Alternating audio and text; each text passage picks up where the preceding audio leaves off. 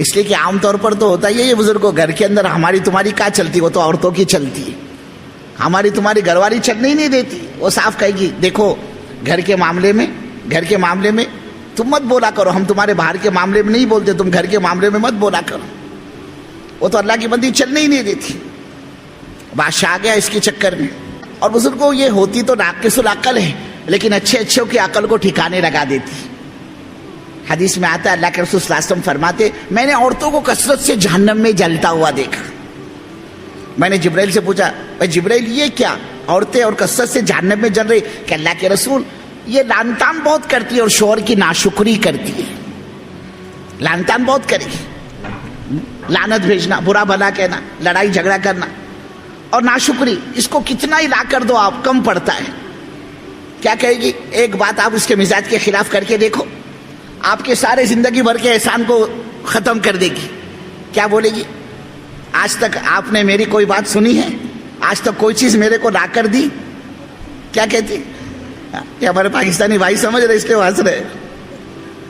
کہ آج تک آپ نے میرے کو کوئی چیز لا کر دی؟ اور آگے کہے گی حضور فرمانے نا ناشکری بہت کرتی. کہے گی کیا ملا میرے کو اس گھر میں آنے کے بعد؟ نہ ڈھنگ کا لیتھڑا ملا، نہ ڈھنگ کا چھتڑا ملا. کیا مطلب؟ نہ ڈھنگ کا کپڑے ملے، نہ ڈھنگ کا کھانا ملا. حالانکہ کھا کھا کر کیا بن گئی بزرگوں؟ تو حضور فرما رہے میں نے اس کو کثرت سے جہنم میں جلتا ہوا دیکھا. ہمارے علاقے کے ایک بزرگ تھے حضرت مولانا یونس صاحب رحمۃ اللہ علیہ. حضرت ایک لطیفہ سنایا کرتے تھے. مچھیرے کو شکار کے اندر ایک خوبصورت مچھلی ہاتھ لگی اور وہ مچھلی واقعی بڑی خوبصورت تھی. مچھیرے نے خیال کیا میں اس مچھلی کو لے جا کر بازار میں بیچوں گا، اپنے کو کیا ملے گا؟ 4 آنے 8 آنے روپیہ، اس سے زیادہ تو کوئی دے گا نہیں. میں کیوں نہ اس مچھلی کو لے جا کر بادشاہ کی خدمت میں ہدیہ کہہ کر، گفٹ کہہ کر، تحفہ کہہ کر پیش کروں کہ بادشاہ خوش ہو کر میرے کو انعام دے گا جو قیمت سے بڑھ کر ہوگا. یہ مچھیرا انعام کی لالچ میں اس مچھلی کو لے کر بادشاہ کے دربار میں پہنچا اور ہدیہ کہہ کر، تحفہ کہہ کر وہ مچھلی بادشاہ کو پیش کی. وہ مچھلی بادشاہ کو بڑی پسند آئی اور بادشاہ نے خوش ہو کر کہا ارے اس مچھیرے کو 100 روپئے دو انعام میں، اس نے بڑی خوبصورت مچھلی ہم کو دی ہے.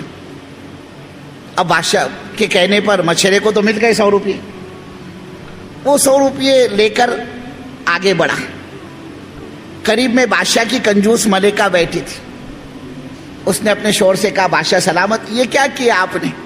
ایک معمولی مچھلی، اس کی قیمت 4 آنے 8 آنے 1 روپیہ، آپ نے 100 روپئے اٹھا کر دے دیے اس کو، معمولی مچھلی اور اس کی قیمت 100 روپئے. بادشاہ نے بیگم سے کہا، ملکہ سے، اللہ کی بندی بات زبان سے نکل چکی، اب بات یہی ختم کر دے. پیسے بھی اس کو مل گئے، وہ تو پیسے لے کر چلا بھی گیا، اب اس پر بحث کرنے کا فائدہ کیا؟ بیگم نے کہا ملکہ نے کیا بات کرتے ہو، بحث کرنے کا فائدہ کیا، اور بات یہی ختم کر دے. بادشاہ نے پوچھا کیا ہو سکتا ہے اب؟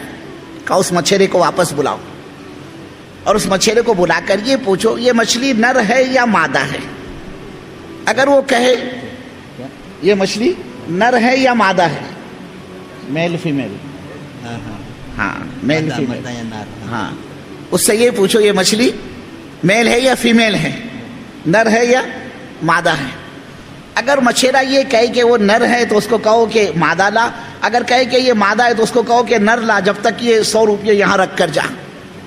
بادشاہ آ گیا گھر والی کے چکر میں، ملکہ کے چکر میں. اس نے ملکہ سے کہا ہاں زندگی میں تم نے پہلی مرتبہ عقل مندی کی بات کی. اس نے اس مچھیرے کو بلایا. اب وہ مچھیرا بھی ماشاءاللہ آپ کوالالمپور والوں کی طرح ہوشیار تھا. وہ سمجھ گیا کوئی دال میں کالا ہے، کوئی گڑبڑ ہے. وہ محل میں پہنچا، کہا حضور فرمائیے کیا بات ہے؟ بادشاہ نے اس سے کہا یہ جو مچھلی تم نے ہم کو دی یہ مچھلی نر ہے یا مادہ ہے، میل ہے یا فیمیل ہے؟ تو اس مچھیرے نے ہاتھ جوڑ کر کہا حضور معاف کیجئے گا، یہ مچھلی نہ نر ہے نہ مادہ ہے، نہ یہ میل ہے نہ یہ فیمیل ہے، یہ تو بیچ کی مخلوق ہے. بادشاہ کو یہ جواب بڑا پسند ہے. اس نے خوش ہو کر کہا ارے اس مچھیرے کو 100 روپئے اور دو انعام میں. اس کو تو 100 روپئے مل گئے. اب وہ جو 100 روپئے دوسرے اس کو ملے، یہ پیسے اٹھاتے جمع کرتے پیسہ 2 پیسہ بادشاہ کے ہاتھ سے، مچھیرے کے ہاتھ سے زمین پر گر گئے. اس مچھیرے نے وہ 2 پیسے بھی اٹھائے، وہ جو 2 پیسے گرے تھے اس کو بھی اس نے اٹھا لیا. پھر ملکہ نے کہا بیگم نے دیکھو جی کنجوس لگتا ہے، ایسے کنجوس کو دینے کا کیا فائدہ؟ ہم نے اس کو اتنے پیسے دیے، اب یہ پیسے 2 پیسے زمین پر گرے، اس کو گرنے دیتا، اس کو چھوڑ دیتا، اس کو اٹھانے کی ضرورت کیا تھی؟ یہ تو کنجوس معلوم ہوتا ہے، استعمال نہیں کرے گا، خرچ نہیں کرے گا، جمع کر کے رکھے گا، ایسے کنجوس کو دینے کا فائدہ کیا؟ بادشاہ نے کہا کنجوس تو لگتا ہے، پھر دوبارہ اس مچھیرے کو بلایا اور اس سے کہا اللہ کے بندے، ہم نے تجھے اتنے پیسے دیے، اب یہ پیسے 2 پیسے زمین پر گرے، اس کو گرنے دیتا، اس کو چھوڑ دیتا، اس کو تو نے کیوں اٹھایا؟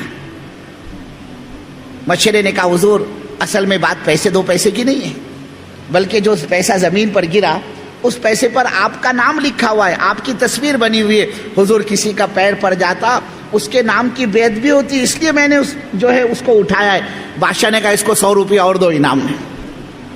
اب وہ قریب میں جو ایک وزیر بیٹھا تھا ہوشیار، اس نے کہا حضور آپ اس عورت کے چکر میں نہ پڑیے ورنہ یہ تمہارا خزانہ خالی کر کے رکھ دے گی۔